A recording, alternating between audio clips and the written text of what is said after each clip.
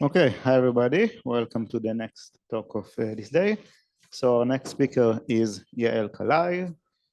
So Yael held various positions in Georgia Tech and Microsoft, and she got her PhD from MIT, and now she's worked at MIT. So yeah, take it away, Yael. Thank you, thank you. Okay, thank you all for coming.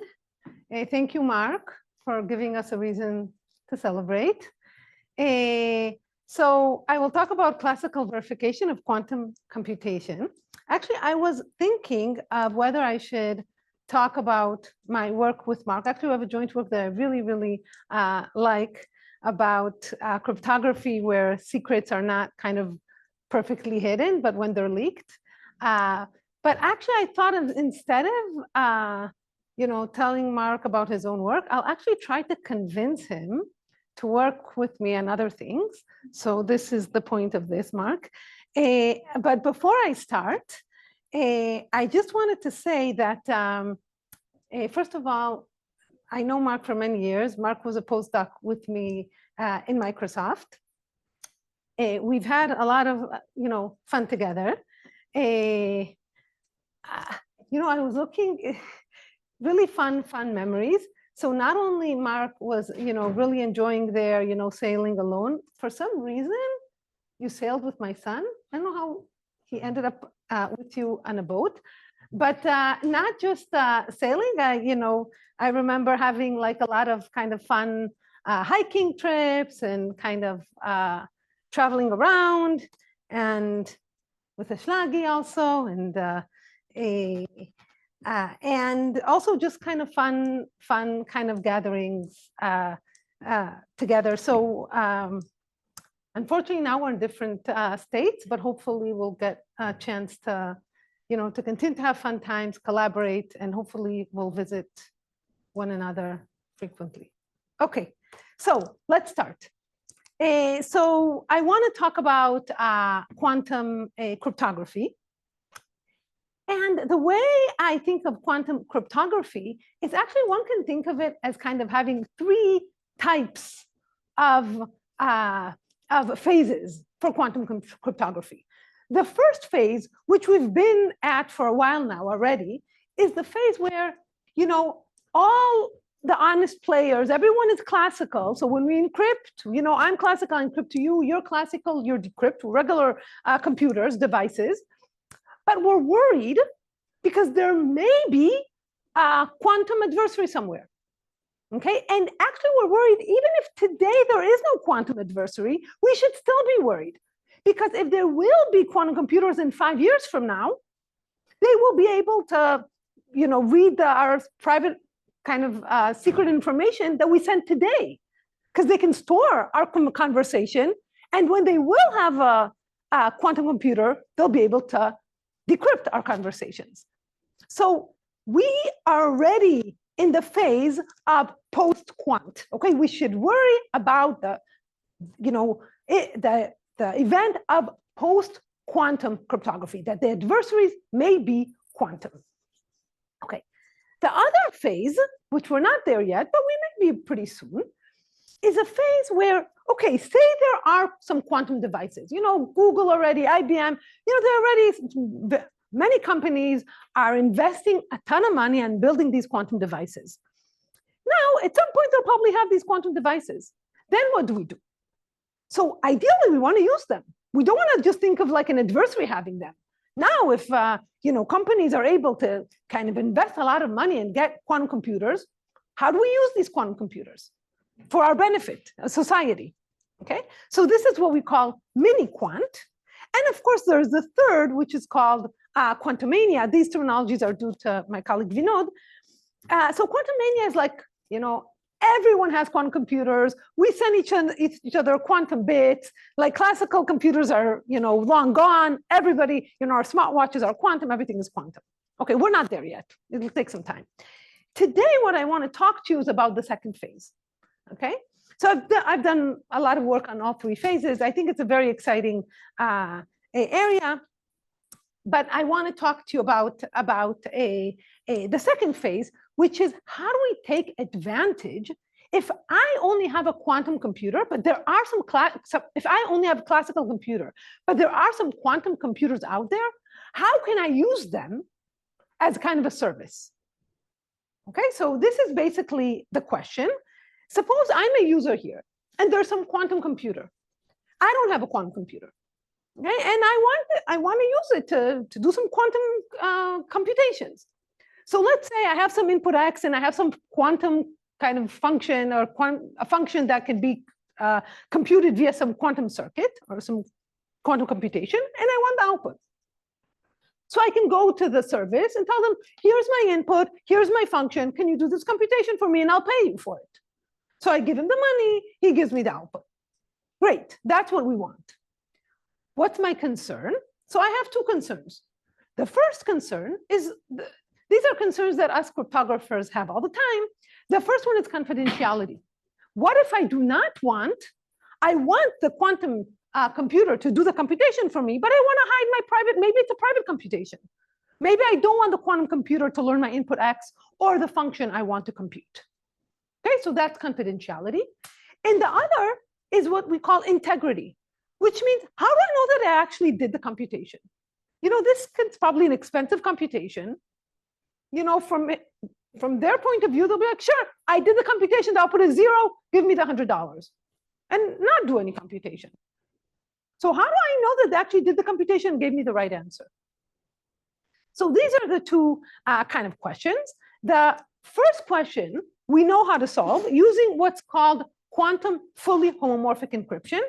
It's a way where it allows me to give the quantum computer my information encrypted. Okay, encrypted means he doesn't understand anything. It's kind of hidden. But even though the information, the X and the function are hidden, he can still kind of do the quantum computation that he needs to do under the encrypted data. So he's able to then, I give him encryption of f and x, and he's able to give me the output f of x. Okay? So again, under the encryption. So he doesn't learn anything, everything is encrypted. So now I know he didn't learn anything. You missed your picture, Shlagi. Okay. The other is integrity. And here what we do, we basically want the quantum device to give me a proof that this is indeed the correct output. Okay, so now forget about confidentiality. That's kind of completely orthogonal. I give the quantum computer a function and an input. I want not only the output, I want also some certificate that this is the correct output. And the question is, how do we do this? How can a quantum computer convince a classical verifier that he did the computation? And that's exactly what I'm going to show you how to do today. Okay, so let me first define this a little more formally. So this is my goal, okay? I have a prover who's quantum. I have a verifier, me. I'm classical, okay? And I run in polynomial time. I'm efficient, okay? Now I want the prover to prove to me some quantum computation. Let's say that an input X is in some language L, okay? But checking if indeed X is in L requires a quantum computer. So I want him to do the computation and prove to me that indeed X is in the language. Now, what are the guarantees I want? Well, there's the usual completeness and soundness guarantees. Namely, if it is in the language, I'll be convinced. And if it's not in the language, even if he's malicious, I'll reject him. Okay, and these things there's always some probability of error because they're interactive proofs. I allow the verifier to have some randomness. Also, there's intrinsic randomness in the prover because quantum computations have some intrinsic randomness. So the point is, if the statement is true and the prover is honest, I want to be convinced it's probability close to 1, okay, 0.999. If the statement is false, and no matter how you try to cheat me, I want to reject you with very high probability, 0.999. That's the goal. And there's one more goal, which is that of efficiency. And the goal of efficiency basically means that I don't want the prover to have too much overhead beyond doing the computation itself. Okay, so in particular, for example, if the language you're proving membership in is in BQP, BQP is just a quantum analog of P. Okay, so if you can decide if X is in the language membership in L in quantum polynomial time, then I want the prover still to run in quantum polynomial time. That's what QPT means.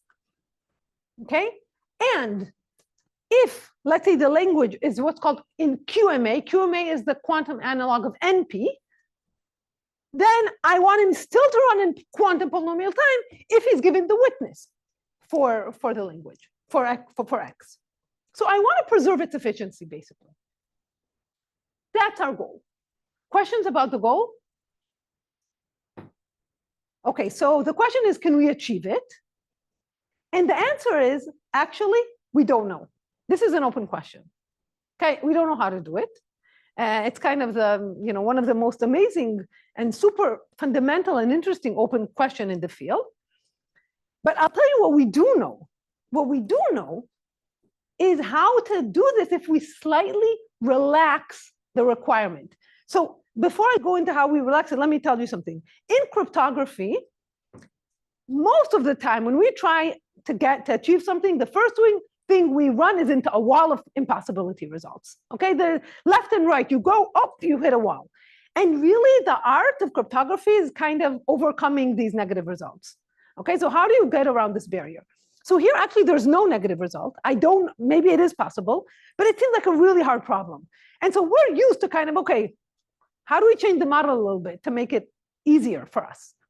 And the way we change the model is as follows. We say, you know what, fine. Maybe an all-powerful cheating prover can cheat. Okay, but I want a computationally bounded cheating prover. So I'm going to this, company, the quantum company, and asking them to do a computation. They're not going to cheat and run in time, I don't know, 2 to the 100, or more than the number of molecules in the universe. That's not possible. They're going to try to cheat, but they're still somewhat efficient. Okay, they still run in quantum polynomial time.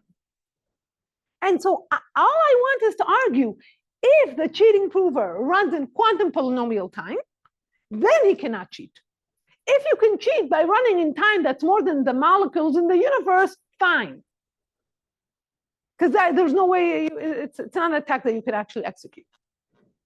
Okay, so we only guarantee soundness or guarantee that the output is correct if the cheating prover who tries to cheat you runs in quantum polynomial time. Okay, and this is called an argument or computationally sound proof. It's not a real proof, because a proof is a statistical thing. Here we relax it to be a computational sound proof, and we use the word argument. It's kind of a little weaker than a proof. Okay, he argues that it's in the language. Okay, question. So this is what I'm going to build. That's kind of the goal. Question so far. Yeah. Two provers, one trying to prove that X is an L and one trying to prove that X is not an L. Is it a much easier problem? Great question. Actually, it's really interesting that you're asking that. Actually, we don't know. This is a different model, competing prover model. It's interesting because I've been thinking about AI recently, and that model of competing prover is very relevant there. And actually, last night, I was just thinking, we haven't thought about this model for quantum computation. It's a really interesting model. So already, Mark, that's the beginning. Okay, great question. We do know, and I'll get to it, how to do this in a two-prover model where the provers are not competing, but actually collaborating. I'll get to that in a few slides. So there are other models that are easier, and I'll get to that. But the question you're asking is a great question. Any other questions? Yeah. Mark? Yeah, I'll repeat it. So Mark asked the following question. What if we change the model here? And suppose there's two provers. One trying to prove that X is in the language, and one is trying to prove that X is not in the language. I'm the verifier. I don't know who's malicious and who's not. But maybe it's easier for me, and let's say one of them is honest. One of them is honest and one of them is malicious. Is it easy for me, the verifier now, even though I'm classical, to kind of know who to trust? And the reason that's a much easier problem is because basically the honest prover can help me catch the bad guy. And the honest prover is quantum, so it's easier for him to catch them. So, great. Okay, so let me tell you what's known about arguments. So there's this kind of, there was this splash result by Mahadev. She was a student at the time in Berkeley. And what she proved is that there is a classical argument for all of BQP. So any computation that can be done in polynomial time using a quantum computer, a prover can convince a classical verifier that the computation is correct. And this was very, very celebrated, got a lot of attention. Of course, it got the best paper in stock and a lot of publicity, New York Times articles and so on and so forth. So that was really great. But I want to say one thing about her result. The verifier, it's classical. So we converted kind of quantum to classical, but the runtime of the verifier is actually, it's classical, but it's not small. So if the computation required kind of T kind of gates, whatever gates is in quantum, I don't want to talk about, but kind of T local kind of gates, the verifier also runs in time T. So the verifier, its runtime is like the circuit, the quantum circuit, but just classical. Okay. And this kind of left a desire for much more. And there's been a lot of questions here. For example, can we go beyond BQP? Maybe you want to prove kind of computations that are much stronger than polynomial time computations. And alternatively, can we give a succinct proof for BQP? So maybe we want the verifier to run in time, I don't know, n squared, when n is the length of the input, even if the computation takes n to the 100. Okay, so can we ensure that the runtime of the verifier doesn't depend and doesn't grow linearly with the number of gates in the circuit? So these are the questions that people have been studied. So far, so good. Okay, and there have been a lot of works on it. This is a few, by now, so there's been work also on like non-standard assumption and distinguishability obfuscation and some heuristic, random oracle heuristic types assumption. But actually, we do have a succinct argument for BQP today under, oh, I didn't mention that the Mahadev result is under LWE. It's learning with error. Doesn't matter what it is. The important thing to know, that's kind of our flagship post-quantum assumption. So cryptography is based on assumptions. When we say that, it's sound against bounded cheating provers, basically the way our construction works is we embed some hard problem in the proof system. And now we say that as long as the cheating prover can't solve this hard problem we embedded, he cannot cheat. And so we assume that the problem we embedded is hard, that let's say quantum polynomial time adversaries cannot solve. And the problem that Mahadev relied on, and also the problem that this work relies on, which I'm going to kind of focus on a little bit more later, is the problem, it's called LWE, learning with error, and it's kind of our flagship post-quantum hardness assumption. So it doesn't matter what it is, but that's kind of a good assumption for us. Yeah.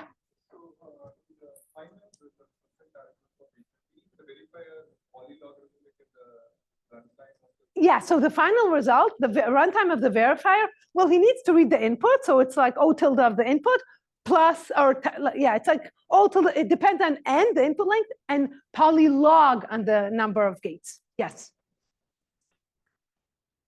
Great.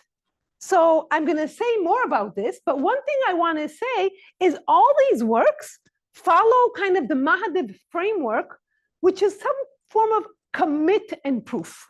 Okay, basically what she does, and I'm going to go into it, she kind of sends a classical commitment to kind of the computation in some way, and then she proves that she committed well. Okay, I'm going to explain what that is later. But what I want to say, there's an alternative way to get classical verification. And this goes to another model, not quite the model that, Mark, that you proposed, but a slightly different model. So it's the two-prover or multi-prover model. This is a model that's been very studied a lot in also classical cryptography, the multi-prover interactive proof model in cryptography and complexity theory. And here, basically, we have two provers. They're both trying to cheat. Okay, so we have, in the honest case, we have two provers. There's some quantum claim, and they prove to the verifier that it's correct. Now, the guarantee is we do not let them communicate. Okay, so we put them in different rooms: prover one in proof one, prover two in proof two, in room two.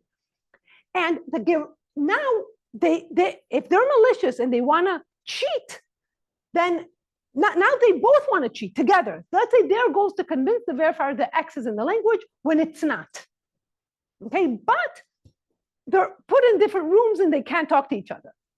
And the fact that they can't kind of talk to each other makes it much harder to cheat consistently.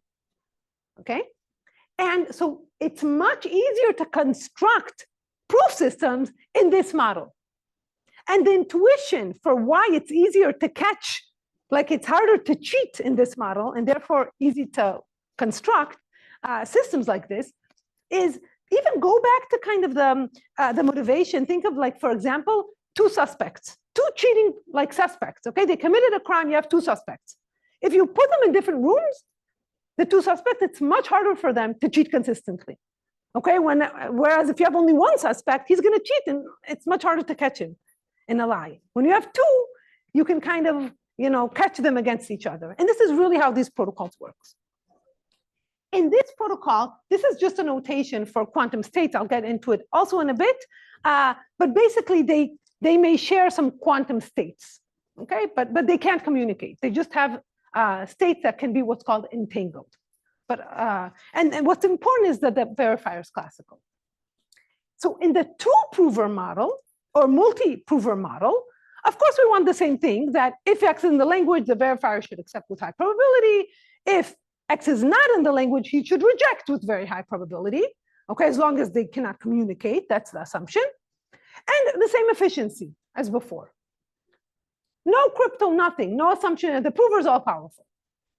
In this model, yes, we can do it. Okay, actually, we have already the work in 2012, which was the first to consider this model in the quantum setting, proved that we have such a protocol for classical polytime verifiers for any language in QMA, in the quantum analog of NP. So you don't need crypto at all. And actually, since then, there's been a lot of work, and then there's the, again, celebrated kind of result that shows this is extremely powerful model. You can, MIP star, this model, which is called MIP star, is equal to RE. So it's extremely powerful. You can basically prove anything you want in this model. Okay, so this is a great model. Use that. Better. But it requires two provers. So now what if I have, my go-to quantum service, but it's one quantum service. So I can't use it. Unless I have two and I believe that they don't communicate against me. Then I can use this model. But if I have just one, I can't use it.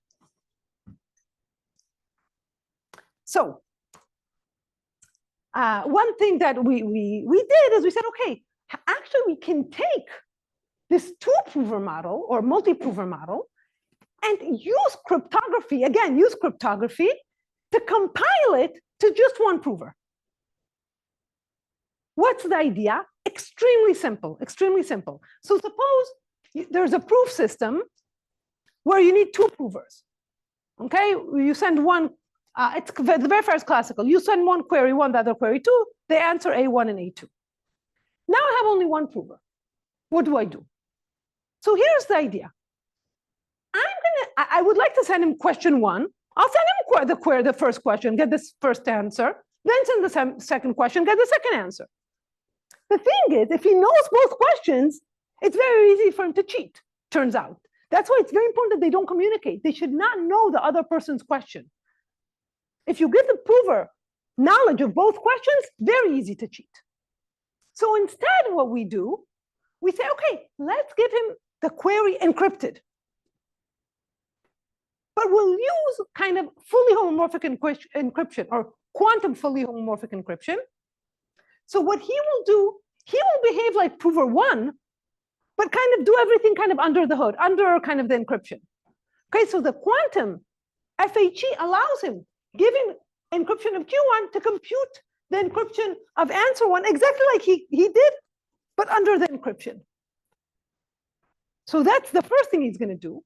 And then we'll give him the second question to prover two. So basically, this prover, he emulates both prover in his head. Okay, he kind of plays the role of both provers, but the role of prover one, he plays kind of under the FHE. So he does not learn query one or question one. Yeah.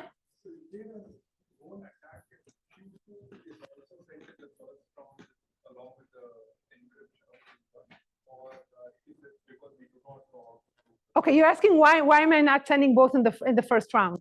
Great question. Okay, if you send Q2 in the first round, first Q2 has to be encrypted as well, just to say, because if it's in the clear, then he can cheat under the hood of Q1 because he knows now Q2. So he can kind of under the hood, he knows kind of both. But you can ask, give him encryption of Q1 and encryption of Q2 and give both answers. And is it sound? So we believe it's not sound, okay? Let me not say more because it's a bit complicated. We know you can cheat, but not clear that you can cheat as efficiently as we want. But you know, here's what we do know. You won't be able to prove that it is sound without actually using specific details about the encryption scheme. So if you want kind of a black box proof, where I'm telling you this is a encryption without knowing any details about it, you won't be able to prove it. So it's complicated. But let me tell you something more. Oh. Yeah. Yeah, it's complicated. But if you do it in a straight line, the characterization is it's only languages that have what's called a non-signaling PCP. So let me not get into it, but yeah, it's been studied. Yeah, it's been studied actually a lot in the classical setting as well. Great question. Great question. But let me tell you more than that. Even here, is this sound? You know, forget about putting in one round. Is this sound? Now, it seems like it should be sound because, you know, here he behaves like, you know, prover one. And when he answers prover two, it's like he doesn't know anything about what prover one got because that was under an encryption. So when he gives this answer, these two look like garbage. It's like encrypted. So he didn't gain anything. So what's the difference between just giving, you know, it seems very similar. It seems like it should be sound. So is it sound? And the answer is, we still don't know. We don't know. I'll tell you what we do know. So is it sound is the question. So we, in this work, when we introduced this kind of compiler, boy, did we think a lot about this problem. We spent a lot of nights thinking about this. And at the end, we gave up. And the only thing we proved is soundness against classical cheating prover. Did you have a question, Shlagi? Yeah. Good. So the advantage of having one prover is sometimes you have one prover that you're talking to. You may not have two. And the other, let's say I found a service, Amazon or IBM, that I give them my computation. I don't have two, I have one.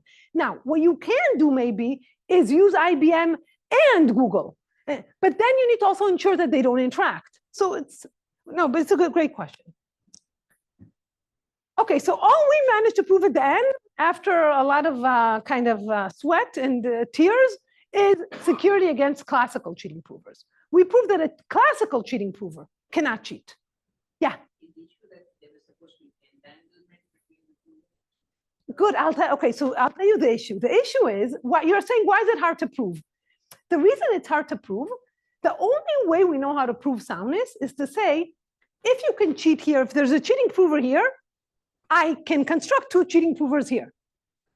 It's really not clear how to construct these cheating provers because, yeah, so you can say this cheating prover has some big state.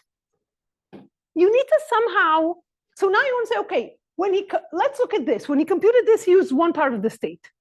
Okay, but maybe he also used that part of the state. So how do you disentangle for him this state, for him this state? It's not clear how to do it. Okay, so that's the problem. So we only proved it against classical, and we used this result as a proof of quantumness, whatever. But since then, there's been a lot of work. There's been much more. I just put a few on the slide.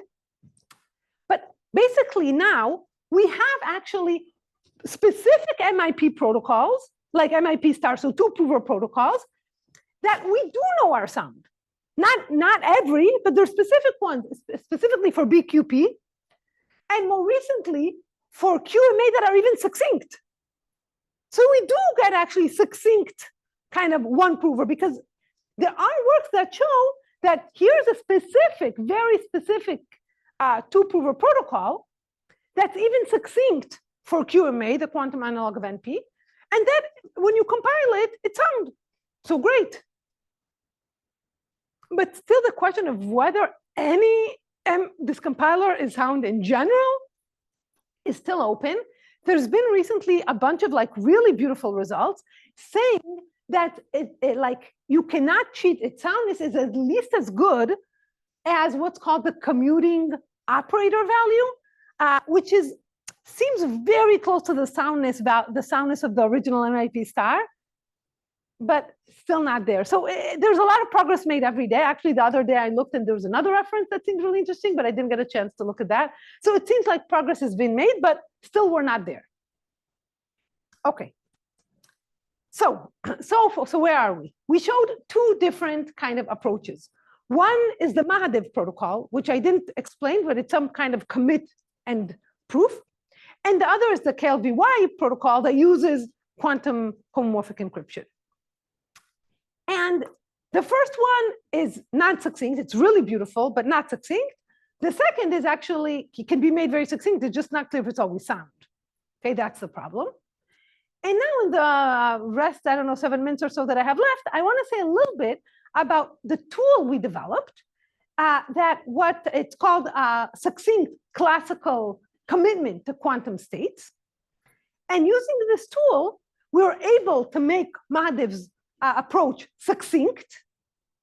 And also, we managed to give not the same compilation, but a different compilation of any MIP star compiler that's sound. Okay, so we manage it's a tool that kind of takes care of both approaches and gives you the results you want. So I want to say a little bit more about the tool. So, and the assumption we need to get this succinct commitment is again our flagship assumption LWE. Okay, so I guess I need to tell you a little bit about quantum computation to explain this. I'm not going to say much. I'm just going to say, okay, this is the notation. There's this ket notation. Basically, in quantum, we use qubits. A qubit is a superposition, like a linear combination of bits of 0 and 1, where the coefficient, the sum of their squares is 1. Doesn't really matter. More generally, a quantum state is a superposition over many bits, or over strings of length n. The important thing to note, the one thing that's important to note is that when you observe, and I'll explain a little more, a quantum state, it changes the state. So if I have a quantum state like alpha 0 plus beta 1, when I observe it, I see 0 with probability alpha squared, I'll see 1 with probability beta squared, and then the state changes. It collapses to the bit I see. That's it. And this is what's called standard basis measurement. And then I can kind of manipulate these states via what's called unitary transformation. And in particular, what I can do, and this is something, is I can apply a Hadamard transformation and then measure. And that's called Hadamard basis measurement. Okay? And finally, and importantly, we cannot clone quantum states. So if somehow magically I give you a quantum state, you can generate 2 quantum states out of it. So that's very different than classical, where you can clone, we can copy. Quantum, you can't. Okay. if you didn't understand anything of this, it doesn't matter. Let me show you how you commit. What's a commitment? So here is a classical commitment. Basically, what you do is you take your state. So a commitment, classical commitment, what it allows you to do is to take your state, which is quantum, do some manipulation on it, and send a classical, I call commitment, Y. Y is classical. The verifier is classical.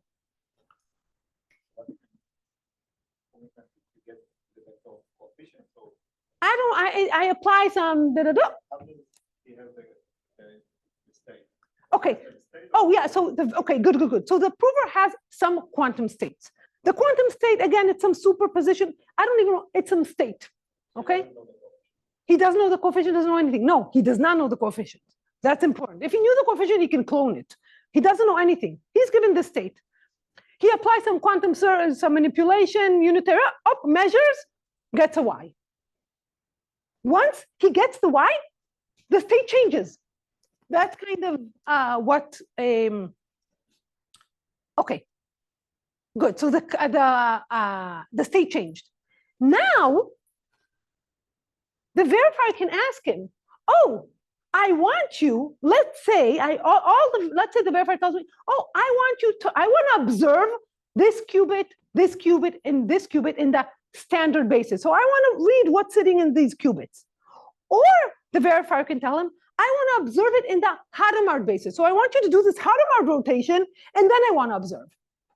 Okay, these are the bits. B1, like 0, let's say it's just to observe, and 1, let's say, is to do a Hadamard rotation and then observe.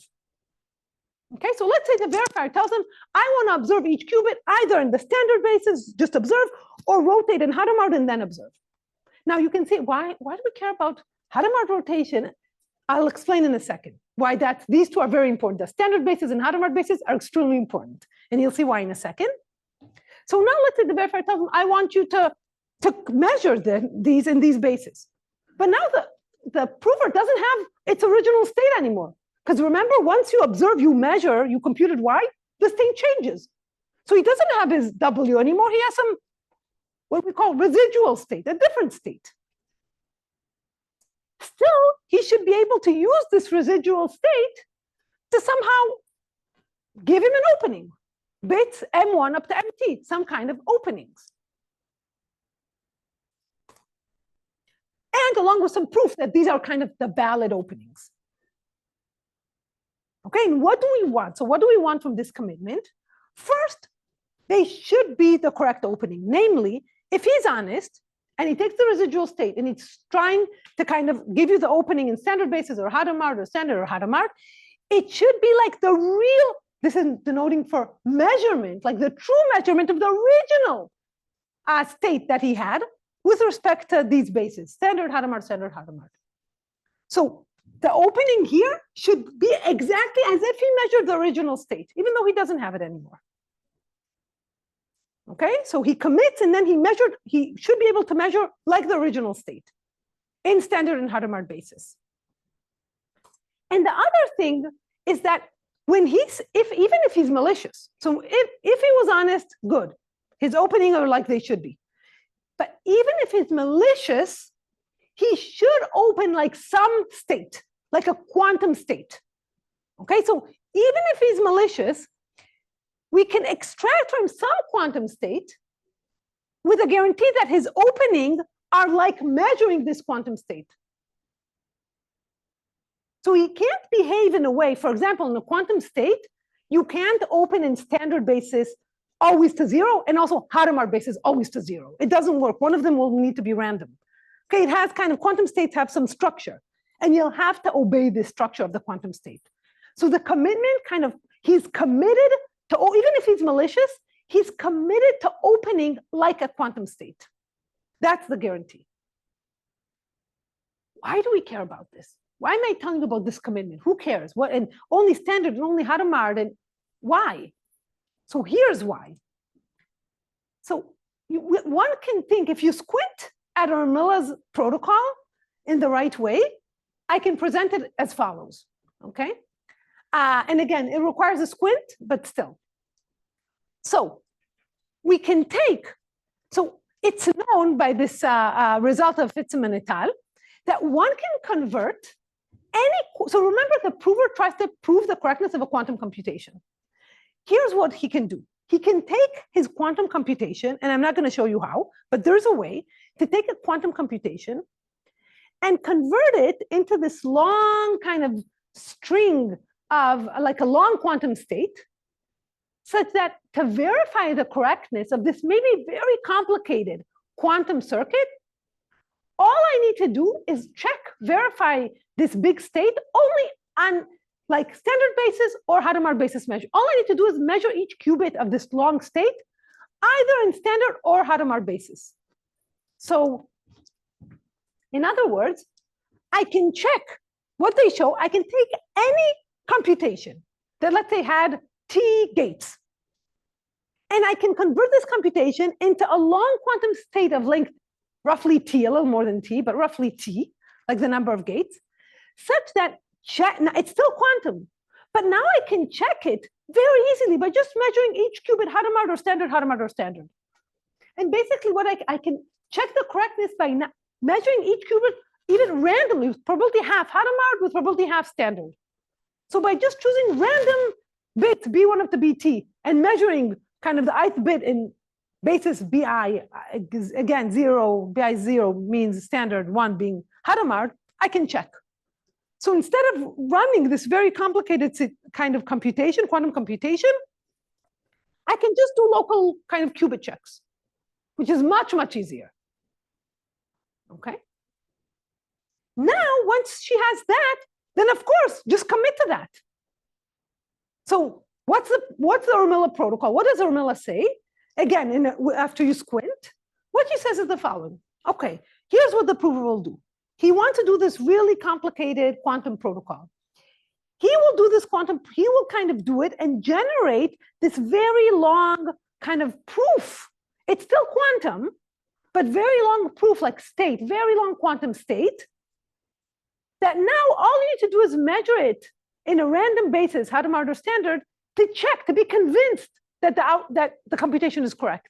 Let's say you want to convince that X is in the language, he generates this very long witness for X in the language, and this witness can be verified by just doing random Hadamard or standard measurements. Now, the prover, he wants to give it to you, the verifier, but you're classical. You're like, don't give me anything quantum, I can't even read it. So instead, the prover is going to give you a commitment, a classical commitment. Why? And then, okay, I can get that. Sure, give me the commitment. I'm classical. I can read why. But I still need to open in the standard and Hadamard. He's like, sure, tell me which bits, tell me which basis you want. Give me your random bits, and I'll open it for you. So this is exactly what the protocol does. And it's this step that relies on cryptography. The commitment is where the crypto kind of comes in. So basically, this is the protocol. The prover computes, that's what we call it, the XZ witness. So it computes a witness that can be verified by just measuring each qubit in standard or Hadamard basis. And again, this witness is as long as the computation. He sends over a commitment to this XZ witness. He can't send the witness, that's quantum. So he sends a commitment, a classical commitment to this witness. Then the verifier tells him, okay, I want to check the validity of this witness.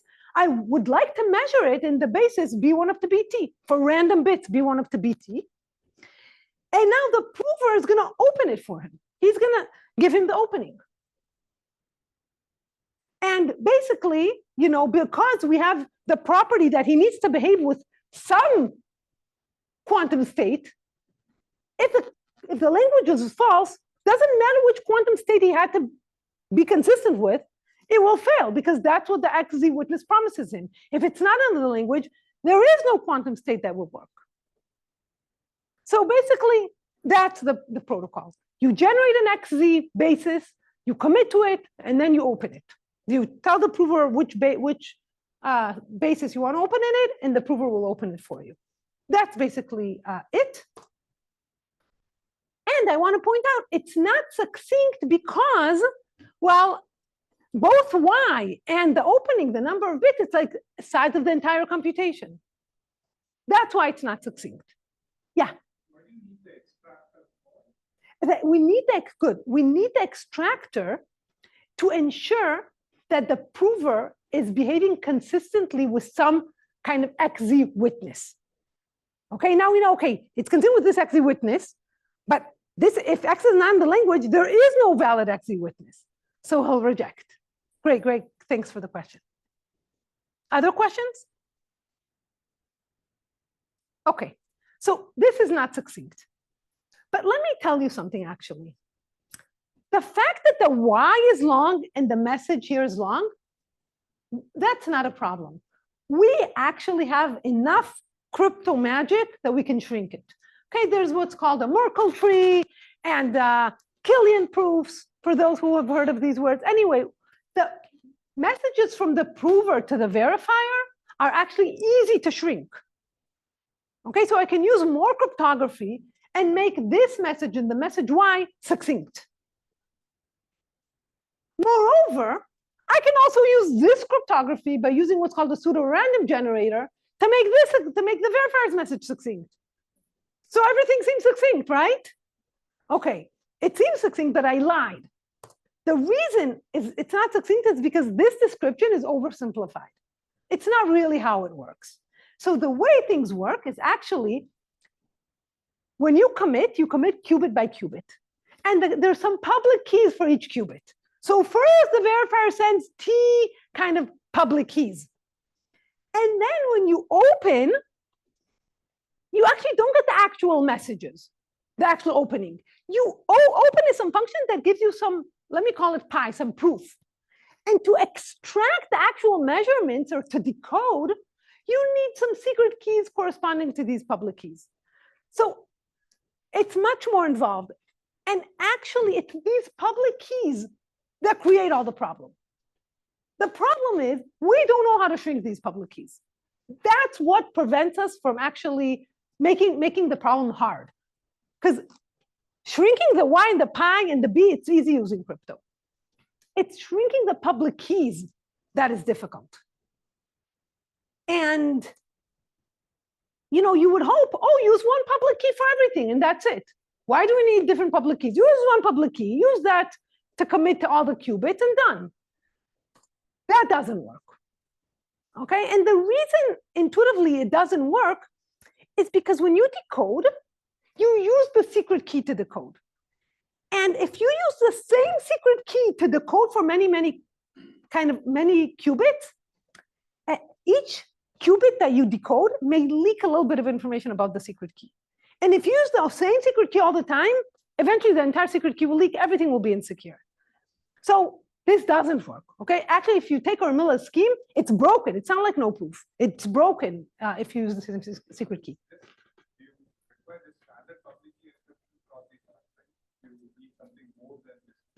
Oh, it's not a public key encryption.